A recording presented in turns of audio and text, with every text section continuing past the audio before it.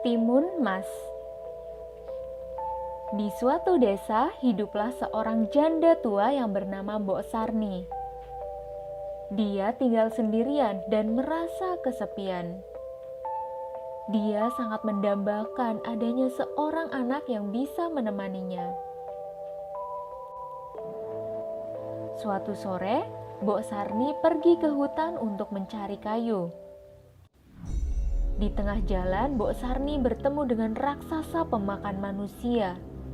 Ia gemetar ketakutan dan memohon raksasa untuk membiarkannya pergi.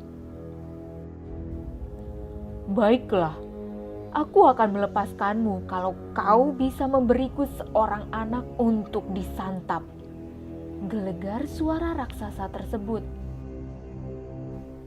"Tapi aku tidak punya anak," jawab Mbok Sarni dengan lirih. "Kalau begitu, ambil biji mentimun ini. Aku titip untuk kau tanam. 15 tahun lagi aku akan kembali untuk memakannya," geram sang raksasa. Mbok Sarni pun pulang dan menanam biji itu di halaman rumahnya. Setelah 2 minggu, mentimun itu tumbuh dan berbuah sangat lebat.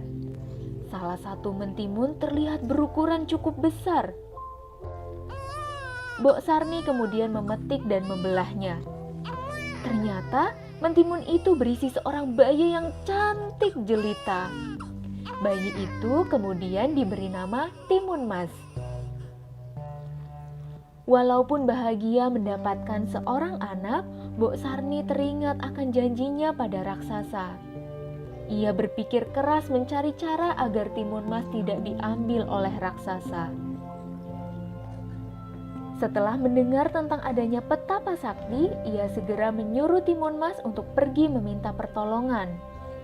Oleh sang petapa, Timun Mas diberi 4 buah bungkusan kecil untuk ditaburkan jika ia dikejar raksasa.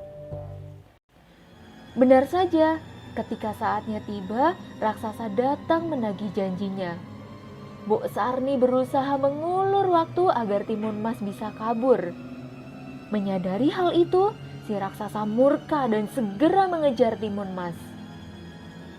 Pertama, Timun Mas melemparkan kantong yang berisi biji mentimun.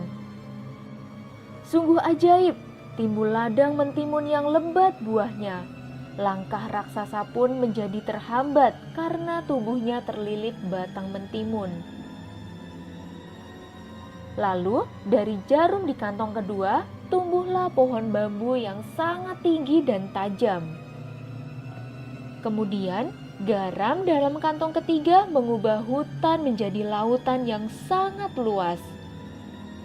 Namun, raksasa tetap saja berhasil terbebas dari hambatan dan terus mengejar Timun Mas. Ketakutan, Timun Mas pun melempar kantong terakhirnya yang berisi terasi. Dari situ terbentuklah lautan lumpur yang mendidih. Akhirnya sang raksasa terjebur di dalamnya dan mati. Timun Mas kembali ke rumah Mbok Sarni dengan lega. Mereka pun kini hidup berbahagia. Nah, sekarang Kak Eka mau kasih pertanyaan dari cerita yang telah disampaikan tadi.